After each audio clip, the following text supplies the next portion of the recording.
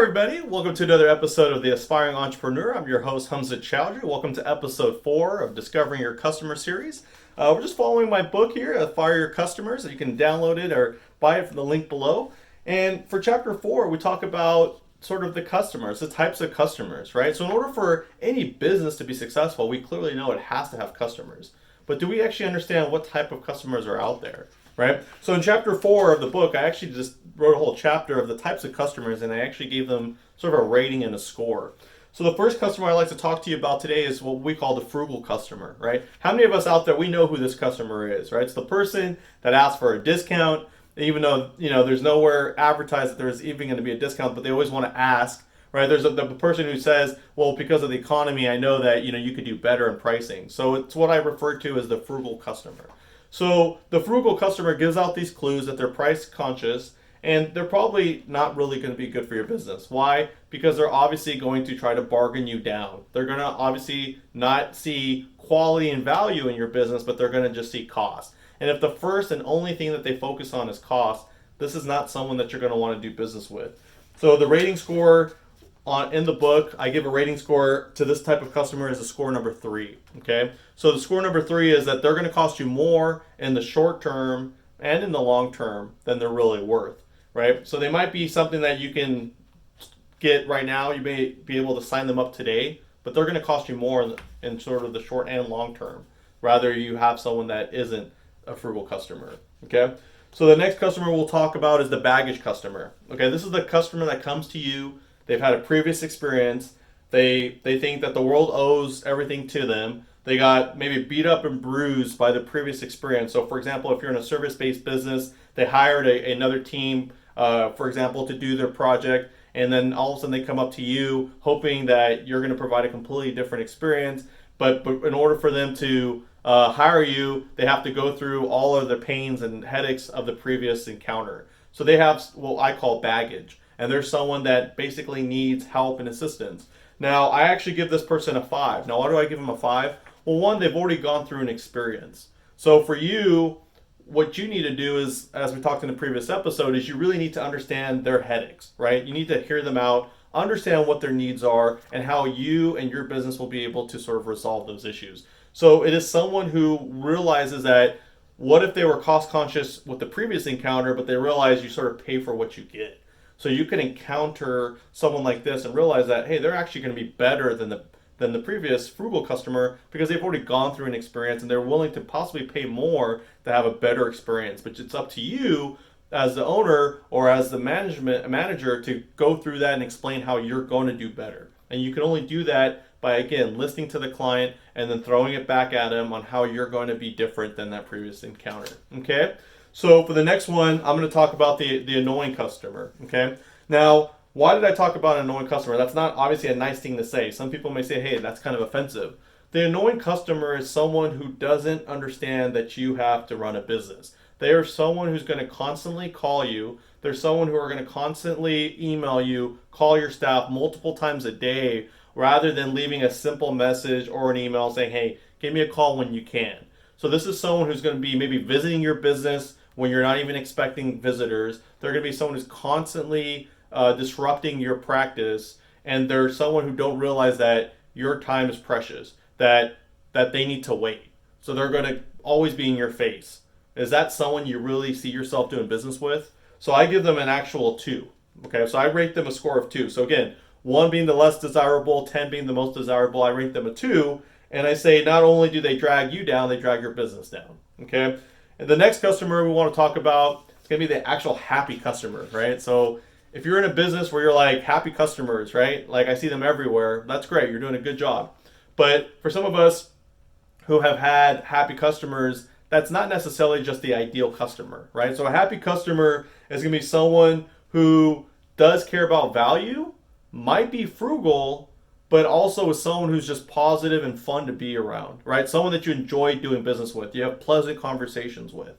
So there's someone that you're typically going to help inspire you to do the best, which is why I give them a score of 8. I give them a score of 8 because, like I said, they're going to help you be better. They're going to always encourage you and be positive. And because of that, you're naturally going to gravitate to them. Okay, so they're going to tend to talk positive about you to others, which is very important in a small business, right? If you're running a small business and you're in a small community, most likely people are going to hear about you through others. So you want to find happy customers that are going to spread positive messages. And again, things are going to happen. Not everything is going to be perfect and ideal and amazing. But guess what? They're happy customers in general. So they're always going to talk positive. If there's an issue that comes up, they don't become annoying. They don't become unhappy instantly. They come up to you to find a resolution. Okay? The cool customer. How many times have you worked with somebody, right? I have several times where you get along with someone really well. You can have an extensive conversation. Doesn't mean necessarily they're a happy customer, but they're just a cool customer, right? They're someone that you can get along with, you can have good conversations with, you can talk sports with, you can talk about whatever, things outside of what you're talking about.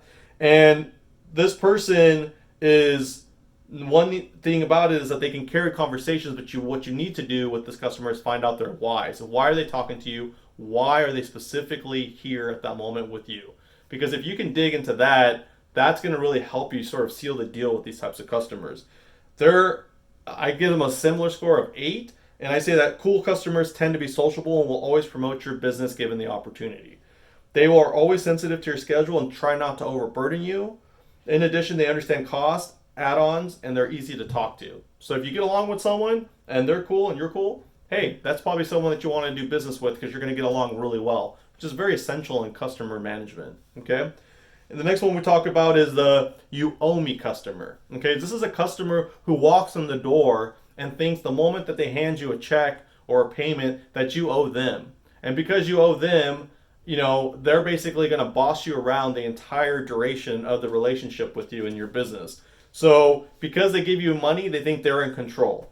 So their personalities can be intimidating, overwhelming, and lead to panic. And they request even standard contracts that you may have. They probably even ask you to change them. They ask you to revise them for their needs. Not your needs, but for their needs, right? So I give them a score 6, which sounds like, well, why would you give them a higher score, than the previous, like the annoying customer? It's because even though that they're red flags from the start, by requesting changes to your contract and all these other demands that they may have, they might actually make you get on your A game, which a lot of us who are on autopilot and maybe don't think about it, a lot of times customers who actually challenge us, customers who actually sort of ask different questions than the average person, make you think and kind of step back and think about it, they'll actually put you on your A game, which in your A game means you're going to improve your business, your processes, your understanding, and you're really going to try hard to appease this person. And you're going to really try, maybe in some instances, reflect, right, on what things you're doing and what things you could be doing better. So that's why I give them a score 6.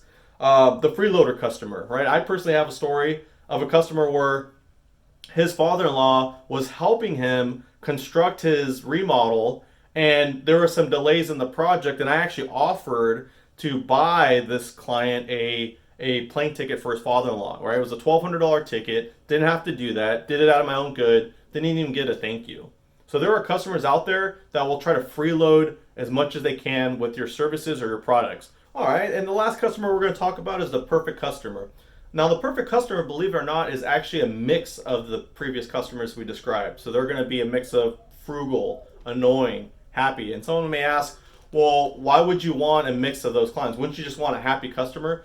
The perfect customer can easily be someone who is a happy customer, but then you don't answer your phone calls. So then they become annoyed. The customer who was willing to pay your bill, all of a sudden you have add-ons, you have change orders, you have things that weren't previously disclosed. So now all of a sudden they become technically the frugal customer because they don't want to pay for anything extra. Or maybe even potentially the freeloader customer, right? Because they think that I've already paid you, why are you charging me more money? So the perfect customer is actually a mix of these traits. And the reason why they're a mix of these traits is because they may come out, certain customers that are happy, again, down the line may become annoying because they're not able to get a hold of you. They're not able to talk to you. So all in all, what we want to understand in this episode is to know that customers are going to come with different traits, different styles, and it's up to us as owners, as managers, to choose the best of the clients that we know are a good fit for us and we're a good fit for them. And there's nothing wrong with admitting if that you cannot deliver something to somebody to let them know, like, hey, we're not a perfect fit. and then maybe give them an alternative direction. Don't just leave them hanging, but actually listen to them and understand that maybe so and so might be a better fit for you, or we're not currently the best fit. And there's nothing wrong with that. They'll still respect you for that. They're not going to write you a 1-star review because you were honest with them.